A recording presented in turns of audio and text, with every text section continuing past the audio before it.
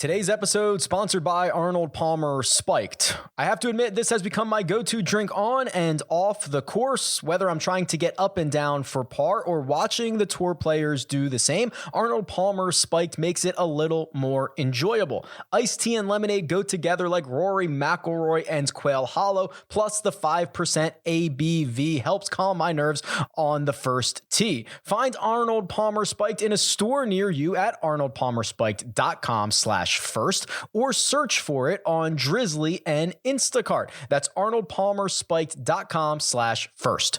2021 Hornell Brewing Company, Memphis, Tennessee, malt beverage with natural flavor. Celebrate responsibly.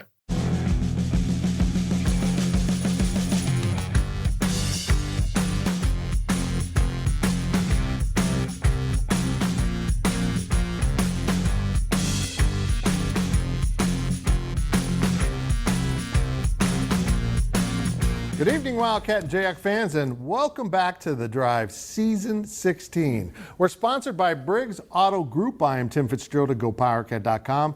The man across the studio is still Scott Chasen. I don't know why he hasn't left me yet, but this is an ongoing relationship. He is of fog.net.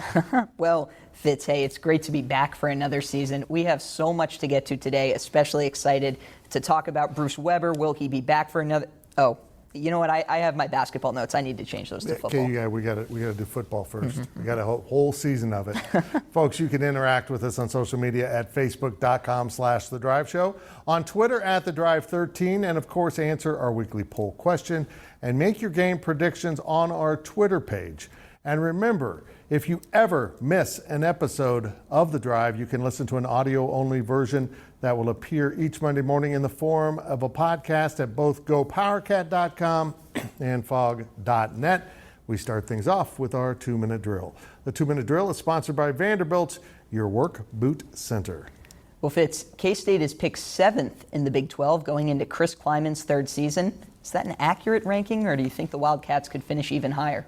You know, Scott, what I find really interesting about this is I feel like with Kansas State having a 6th-year senior quarterback coming back for his super senior season, if you want to call it that, and Skylar Thompson, you would think most prognosticators would look at that as a huge advantage for K-State, but they kind of skip over that. They kind of skip over the fact that K-State went 4-6 without him last year, playing a true freshman quarterback during a pandemic.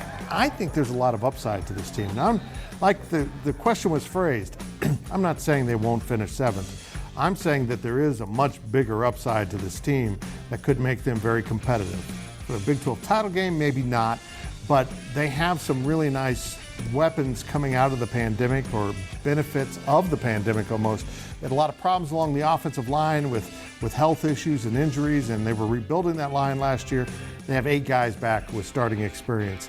And that really is something that this program hasn't had under Chris Kleiman, is the type of offensive line he really wants to run that offense. And defensively, I think they've got a few tricks up their sleeve. We're going to see when the Cats open with Stanford down in Arlington on the 4th. But I just think they've got a lot more depth at so many key position groups that this is going to be a pretty good team. If they can stay healthy at linebacker and maybe a few other spots, I think they could be really good. We'll see how it plays out over the course of the season, but I just see a lot of upside to this. Think about this. By season's end, they were really depleted between injuries and COVID-19. And on offense, there really only 2 reliable weapons they had left on the field were a true freshman quarterback and a true freshman running back. So they kind of ran out of things that they could do to the opposition, and it just all snowballed on them, and losing 5 straight to end the season. I don't think this team's going to lose 3 straight at any point this season, and that includes an open to the conference that has Oklahoma State, Oklahoma, and Iowa State all lined up, which is a real challenge for this team. I think this K-State team is going to be pretty good. We'll see how it plays out, but I am very optimistic and excited for the season.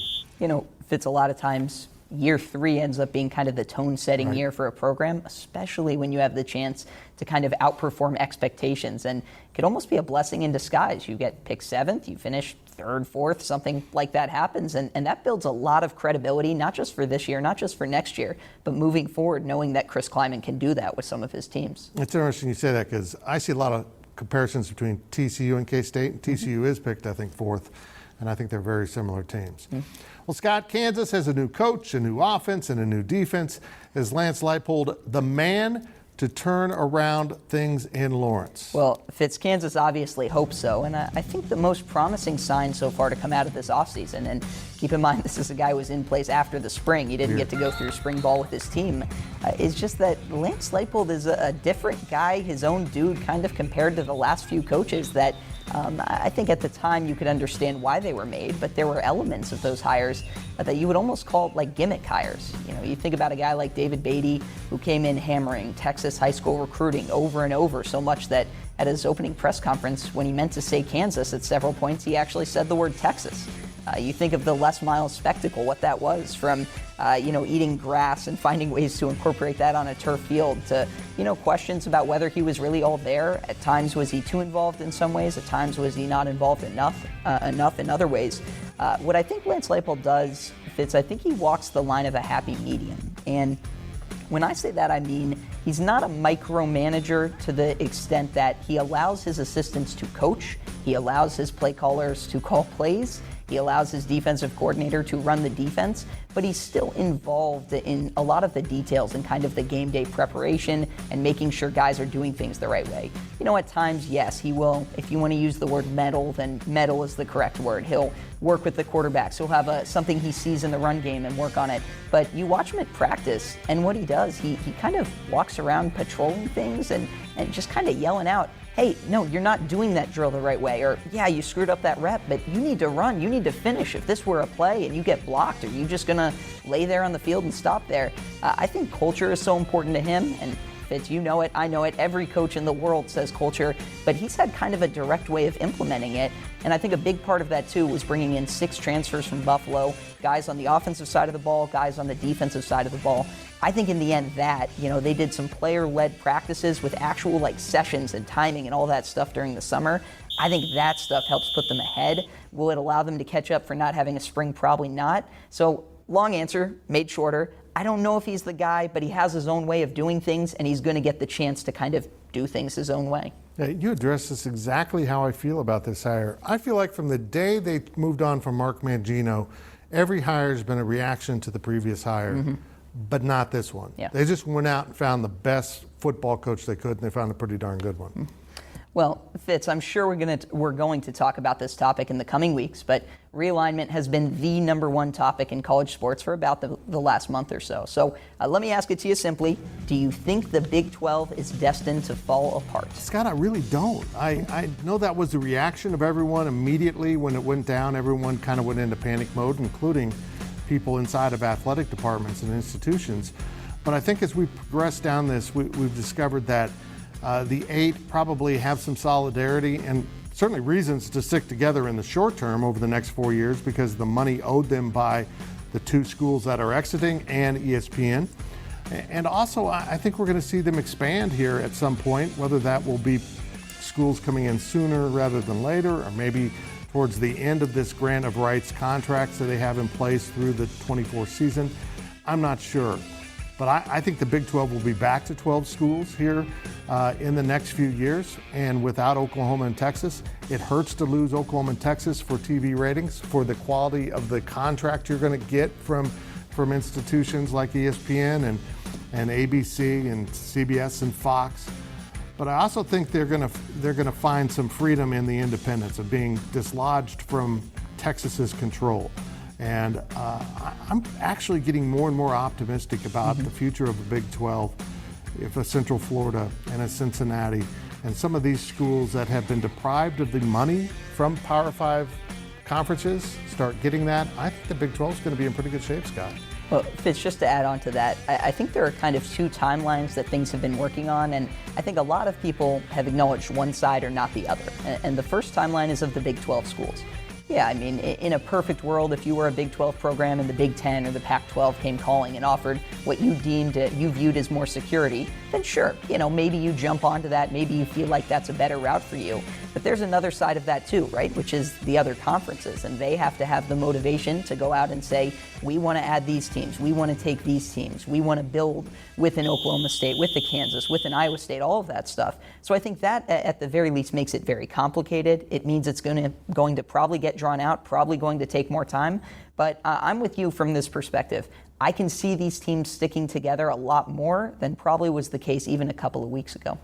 Yeah, and if you're following along with conference realignment and Big 12 expansion, if that's a topic in which you're interested, make sure you head over to 24/7 Sports. I know Fogg and Go PowerCat are doing some great work on that.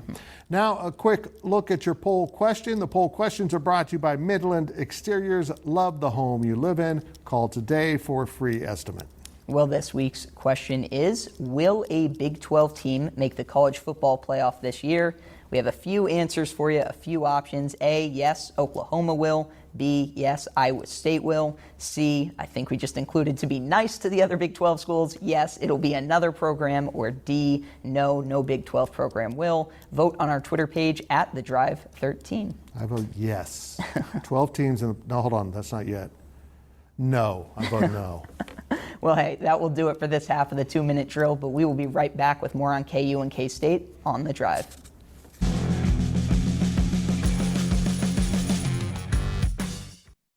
I think there are certainly little wins in our lives, whether it's burying that 5-footer for par or hitting every green light on the way home from work, that deserve to be celebrated. And I've been celebrating my wins with Arnold Palmer Spiked. That classic iced tea and lemonade combination just hits right, and now has 5% ABV, which makes even the bad days on the course a little more enjoyable. Sometimes the swing gets a little loose. As weather warms up, I've been spending a lot more time outside, and having these handy has certainly been a win for me.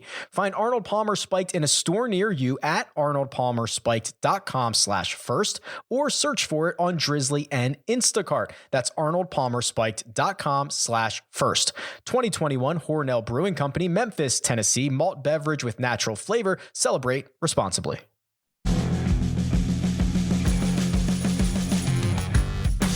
Welcome back to The Drive as we continue our weekly 2-minute drill. The 2-minute drill is sponsored by Vanderbilt's Your Work Boot Center. Well, Fitz, next Saturday you will be in Arlington for K-State's opener against Stanford. Make sure to check out the baseball stadium there. It's pretty cool. How important is this game for the K-State program? Scott, again, we're moving on to football. We're trying to get to football season. Any other sport, Fitz, any other sport. First of all, I'm excited to go on the road. I haven't been on the road in 3 years, so this is going to be kind of fun. In terms of this football game, I think this is as big a game as the Kansas State football program has faced in at least 5 years, maybe longer. I kind of feel like there was a real investment from fans when the team played in Nashville later in the Bill Snyder years and the team lost to Vanderbilt. And I felt like that was a setback that really set back the fan base in terms of their passion to go to road games and make big road trips and spend a lot of money on these things.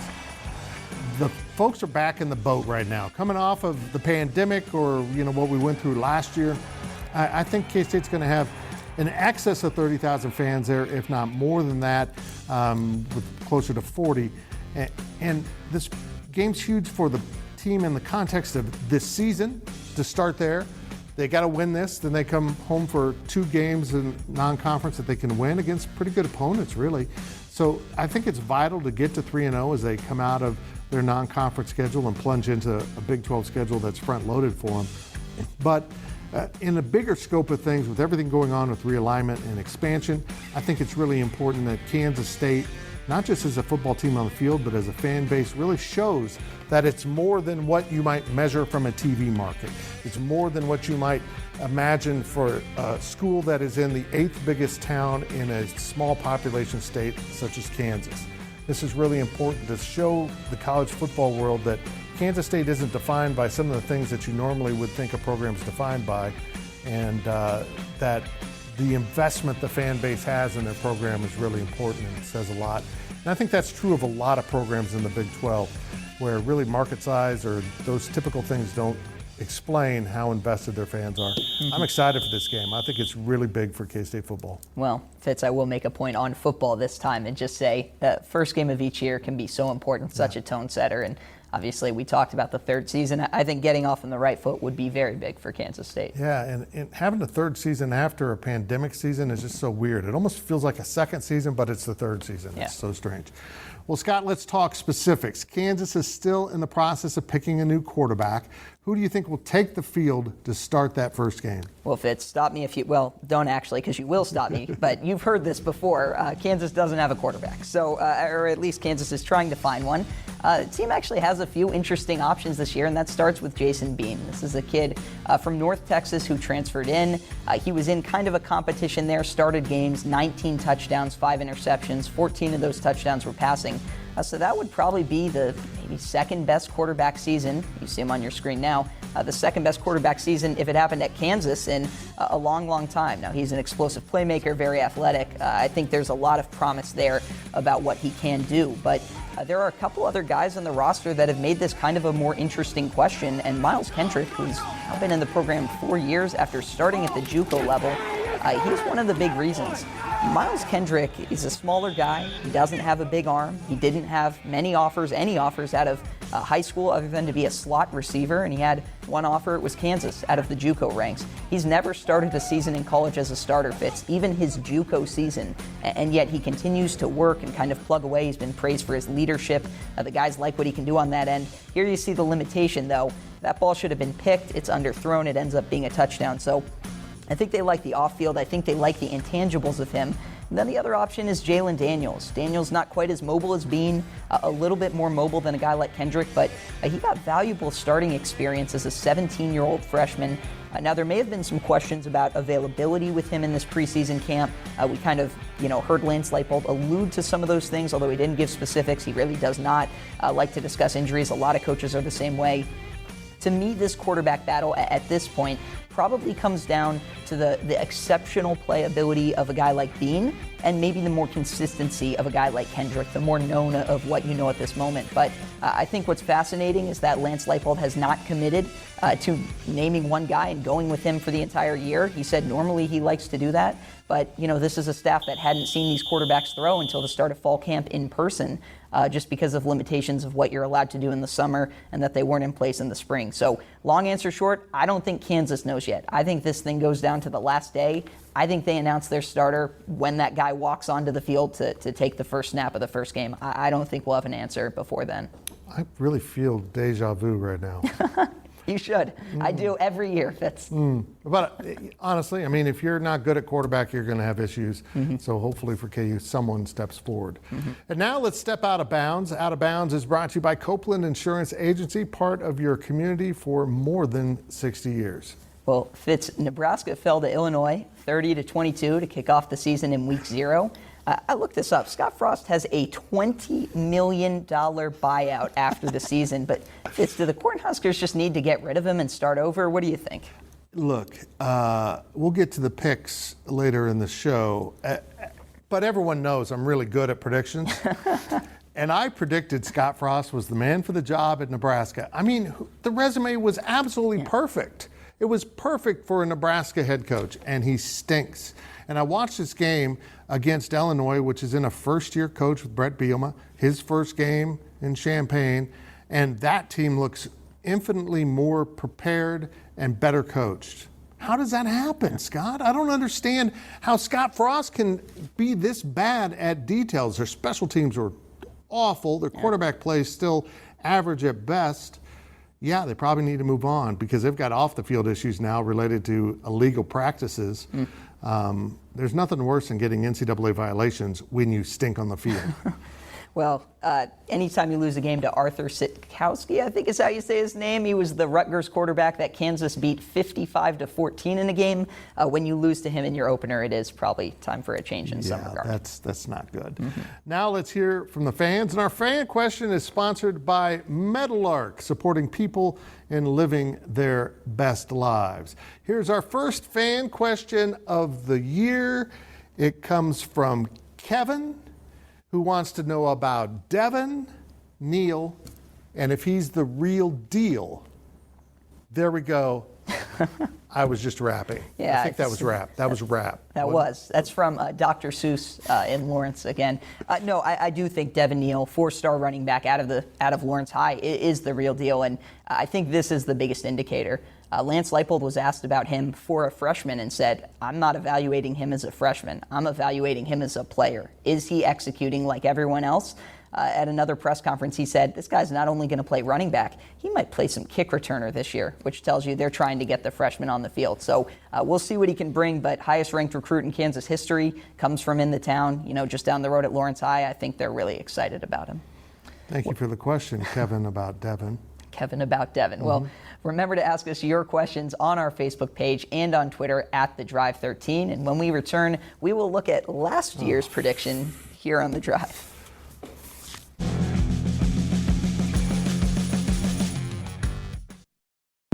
This episode is brought to you by HP. Whenever you do your best thinking, the HP Spectre X360 is ready when inspiration strikes. With power save for battery life and focus mode to multitask, you can do your best thinking whenever and wherever it happens. You can't always schedule when and where you might have a brilliant thought, whether it's in the morning or before bed, when you're at your computer or away from it. Thinking can happen anywhere and anytime. The HP Spectre X360 2-in-1 convertible PC with Windows 10 saves battery life for whenever an idea hits you. HP Spectre X360, a more thoughtful laptop.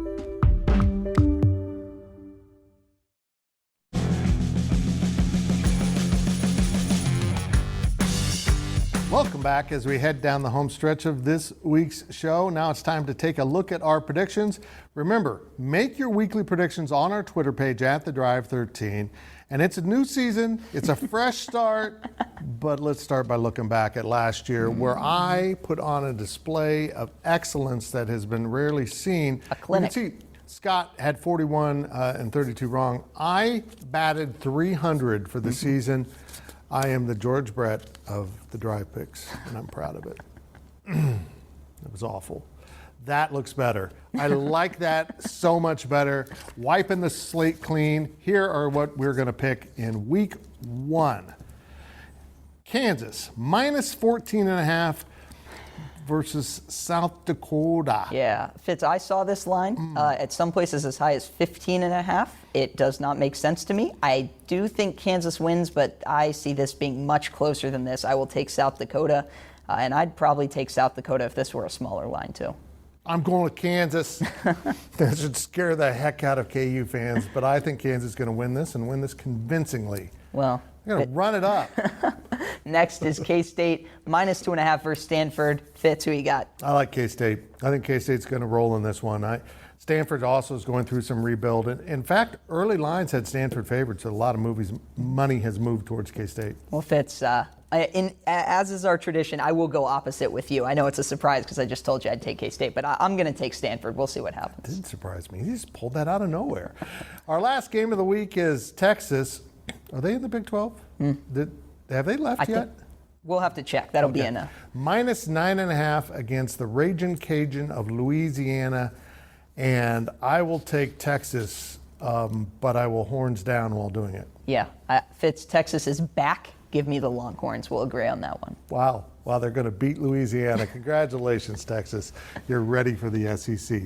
Again, make your picks over at our Twitter page at The Drive 13. Now it's time for our On the Clock segment. On the Clock is sponsored by Carpet One, buy local for a strong local community. And we start with Mr. Scott Jason of Fog.net.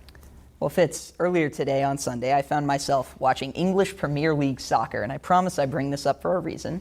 I watched Tottenham win 1-0. The guy who scored the goal, Son, they interviewed him after the game, and they asked him an interesting question about if he rewatches his goals that he scores, and he says he does. And they asked him why, and he said, I play at a soccer stadium where 70,000 fans cheer me on, and then I go home and I lay down in bed and I'm alone and I feel lonely. I miss the fans. I miss that environment. And I just thought, what a beautiful sentiment to kind of apply to the start of this season. Now, obviously, Fitz and I both hope everything is done safely, that people are responsible, that, how fans return to games, maybe it's eased in, maybe it's done in the best ways possible. But I wouldn't underestimate what that environment means to the game, to the fans, and obviously the players too. I think that's a big deal. So great to have some fans back this year. It's going to be fun. I tell you what, folks, I talked about realignment earlier in the show, and I just want to share a message. Some of you need to calm down. Your world isn't going to end if your team has to switch conferences.